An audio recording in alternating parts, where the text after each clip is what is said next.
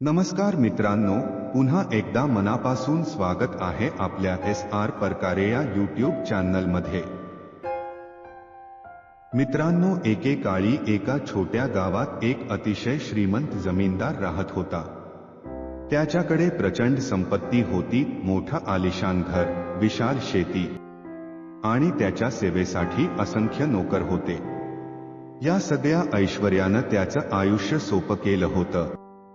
पण त्याला एक मोठी समस्या होती, त्याला शांत झोप लागत नव्हती। रात्री कितीही प्रयत्न केला तरी त्याच्या डोळ्याला डोळा लागत नव्हता।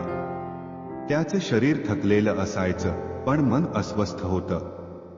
त्याने अनेक डॉक्टर, उपचार आणि औषधं घेतली, पण त्याच्या झोपेचा त्रास अजूनच वाढत गेला। एके दिवशी गावात एक ज्ञानी संन्यासी आला, जो त्याच्या साधेपणात आणि ज्ञानात प्रसिद्ध होता। त्याच्या ज्ञानाची चर्चा सर्वत्र पसरली होती। हे ऐकून श्रीमंत माणूस त्याच्याकडे गेला आणि म्हणाला, हे महाशय, माझ्या या त्रासातून मला मुक्त करा। मला झोप लागत नाही, शांतता नाही। संन्यासीने त्याचं नीट ऐकलं आणि हसून उत्तर दिलं, माझ्या मित्रा, तू खूप मोठं संकटात आहेस, कारण तू अपंग आहेस। हे ऐकून श्रीमंत माणूस चकित झाला आणि म्हणाला, मी अपंग? कसं असं म्हणू शकता? मी पूर्णपणे तंदुरुस्त आहे। संन्यासीने पुन्हा हसत उत्तर दिलं, तुला वाटतं की तो अपंग नाहीस। अपंग माणूस तोच असतो ज्याचं शरीर अधूर आहे, पण खरा अपंग तोच असतो ज्याचं शरीर असलं तरी त्याचा उपयोग करत नाही। मला तू सांग, तू किती शारीरिक श्रम करतोस? श्रीमंत माणूस स्तब्ध झाला। त्याला उत्तरच सुचेना, कारण त्याचं सर्व काम नोकर करायचे। संन्यासीने स्पष्ट केलं, जर तू झोपेच्या त्रासातून मुक्त व्हायचं असेल तर तू स्वतः काम करायला सुरुवात कर। आपल्या हातापायांनी श्रम कर आणि तुझं शरीर थकव। त्या दिवसापासून श्रीमंत माणसाने संन्याशाच्या सल्ल्याचं पालन केलं।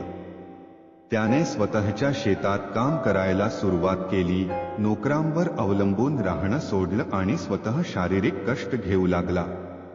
आश्चर्य म्हणजे त्याला आता इतकी गार आणि शांत झोप लागायला लागली की त्याने कधीही इतकी शांत झोप घेतली नव्हती।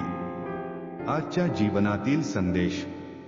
ही कथा आपल्याला महत्त्वाचा धडा शिकवते।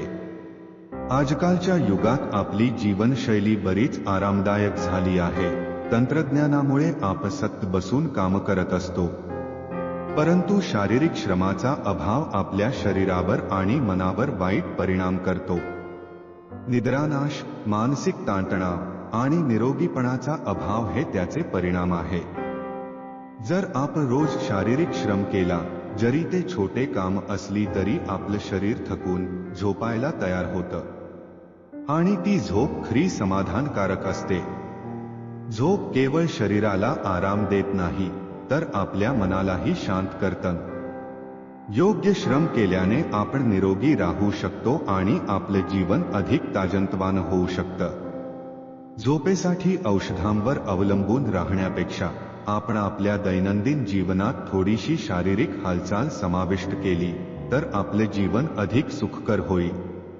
व्यायाम, रोजचे छोटे कष्ट आणि सक्रिय जीवनशैली आपल्या आरोग्याला चांगली झोप मिळवून देतात। यशस्वी लोक नेहमीच स्वतःची कामं स्वतः करतात आणि त्यांचे शरीर आणि मन दोन्ही निरोगी असतं। यश आणि आनंद मिळवण्यासाठी एकच रहस्य आहे, श्रम करा, स्वतःची जबाबदारी घ्या आणि सक्रिय रहा। धन्यवाद मित्रांनो। आशा करतो की तुम्हाला ही कथा आवडली असेल आणि काहीतरी नवीन शिकायला मिळालं असेल। जर ही कथा तुमच्यासाठी प्रेरणादायक असेल तर लाईक, शेअर आणि कमेंट करायला विसरू नका आणि जर तुम्ही नवीन असाल तर चॅनलला सबस्क्राईब करा। आता लवकरच एका नवीन कथेसह भेटू, तोपर्यंत स्वस्थ रहा आणि आनंदी रहा। धन्यवाद। नमो बुद्धाय।